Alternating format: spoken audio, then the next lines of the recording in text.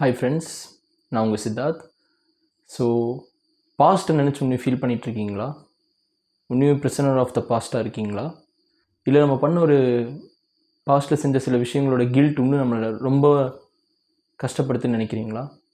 உங்களுக்கான வீடியோ தான் இது, அதாவது நமக்கான வீடியோ தான் இது. ஸோ எப்பவும் போல் இது ஒரு சின்ன கதையிலேருந்து ஆரம்பிக்குது. ஸோ நிறையா மிஸ்டேக் பண்ண ஒரு ஆள், அவர் பேர் ஆடம்னு நினைக்கிறேன். அவர் ஒரு ரிவர் பக்கத்தில் நின்றுட்டு அப்படியே அந்த தண்ணியை பார்த்துட்டே ஃபீல் பண்ணிகிட்ருக்காரு. ரொம்ப ஏதோ ஒரு பாஸ்ட்டில் மிஸ்டேக் பண்ணியிருக்கோங்கிறத நினச்சி புலம்பிகிட்ருக்காரு. ஸோ அந்த டைமில் ஒரு பெரியவர் வராரு. ஒரு பக்கத்தில் உட்காந்துட்டு, ஏன்பா இப்படி ஃபீல் பண்ணிகிட்ருக்கேன்னு சொல்லும்போது அவர் சொல்கிறார், இந்த மாதிரி பாஸ்ட்டில் நிறைய மிஸ்டேக் பண்ணியிருக்கேன், என்னால் அது வந்து கடந்து வர முடியல, இன்னுமே நான் அதை வச்சு தான் ஐடென்டிஃபை பண்ணுறாங்க, இதுதான் பண்ணா அப்படின்னு சொல்லி, என்னால் முடிஞ்சால் நான் திருப்பியும் அந்த இடத்துக்கு போய் தான் நான் சரி பண்ணியிருப்பேன், ஆனால் அது முடியறதில்ல அப்படின்னு சொல்லி ஃபீல் பண்ணார். ஸோ இப்போ அந்த பெரியவர் பேச ஆரம்பிக்கிறார். நீ சொல்கிறது கரெக்டு தான் ஆடம், ஆனால் நீ பண்ணதை உன்னால் திருப்பி மாற்ற முடியாது, கரெக்டாக? அதனால தான் நீ இப்போ இப்படி இருக்க. ஆனால் அந்த ஒரு ரிக்ரெட்டை நீ வந்து ஃபீல் பண்ணுறீல்ல, அப்போனா நீ அதுக்காக கேர் பண்ணுறேன்னு அர்த்தம். ஸோ ஒரு விஷயத்துக்காக நீ கேர் பண்ணுற அப்படின்னா கண்டிப்பாக நீ திருத்திப்பேன்னு அர்த்தம். உன்னோட தப்பை நீ புரிஞ்சுக்கிட்ட, உணர்ந்துட்டேன்னு அர்த்தம். ஸோ இது சொல்லிகிட்டே ஒரு கல் எடுத்து வீசுகிறாரு. தூரமாக அந்த ரிவரில் வீசி எறிகிறார்.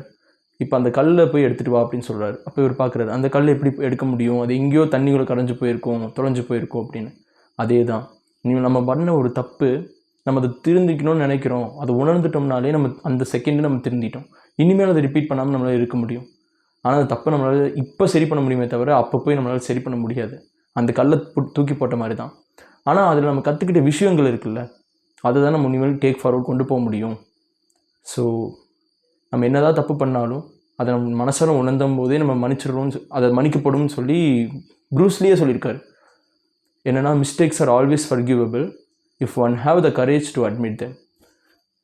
ஸோ ஒரு கில்ட்டை நம்ம மனசில் சுமந்துட்டு இருக்கிறது எப்படின்னா, ஒரு செயினை கட்டி, அதாவது ஒரு வெயிட்டான செயினை இழுத்து பிடிக்கிற மாதிரி, நம்ம எவ்வளோ தான் இழுத்து பிடிக்க ட்ரை பண்ணாலும் அது வலிச்சிட்டே தான் இருக்கும். அது ஃப்ரீயாக லெட் இட் கோன்னு விட்டுருங்க. நம்ம திருப்பி நம்ம தவறுகளை பண்ணாமல் இருக்க தான் நம்மளால் முடியும். செஞ்ச தப்பை திருத்தணும்னு நினச்சி நம்ம கில்ட்டில் வாழக்கூடாது. இது ஒரு அன்சைன்டு ஹார்ட்டுங்கிற ஸ்டோரியிலேருந்து தான் கற்றுக்கிட்டேன். ஸோ நம்ம எவ்வளவோ கில்ட்டோட மைண்ட் செட்டில் இருக்கலாம், அதெல்லாம் கொஞ்சம் தள்ளி வைக்கலாம். இனிமேல் இப்போ இருக்கிற நொடி நம்ம எவ்வளோ நல்லா இருக்க முடியுமோ இருக்கலாம். இப்போ நம்ம லைஃப் நம்மளை எப்படி வேணால் புரட்டி போடலாம், ஆனால் இது முடிவு கிடையாது. இதுக்கு முன்னாடி நம்ம இதை ஃபேஸ் பண்ணியிருக்கோம், இதுக்கப்புறம் நம்ம ஃபேஸ் பண்ணிப்போம். நம்மளால் முடிஞ்சது never repeat the same mistake. அது மட்டும்தான் நம்மளால் முடியும். ஒவ்வொரு நாளும் ஒவ்வொரு செகண்டும் ஓடிக்கிட்டே இருக்குது, நதி மாதிரி தான். நம்ம போட்டது திருப்பி போய் பொறுக்க முடியாது. போனது போட்டோம். இனிமேல் நம்ம நல்லா இருப்போம், எல்லோரும் சந்தோஷமாக இருப்போம், எந்த ஒரு கில்ட் ஃபீலிங்கும் இல்லாமல். ப்ளஸ் அது வந்து ஒரு செயினால் கட்டப்பட்ட ஒரு வெயிட் மாதிரி, அதை நம்ம லெட் இட் கோ பண்ணோம்னாலே நம்ம நிம்மதியாக இருப்போம். So never repeat the same mistake and don't be the prisoner of the past. Let it go, don't feel guilty. எல்லாரோட மனசும் நிம்மதியாக சந்தோஷமாக இருக்கணும்னு நான் விஷ் பண்ணுறேன். அப்புறம் இன்னொரு நல்ல வீடியோவில் உங்களை திருப்பி வந்து பார்க்குறேன். Until then, goodbye. Have a wonderful day ahead. Bye guys.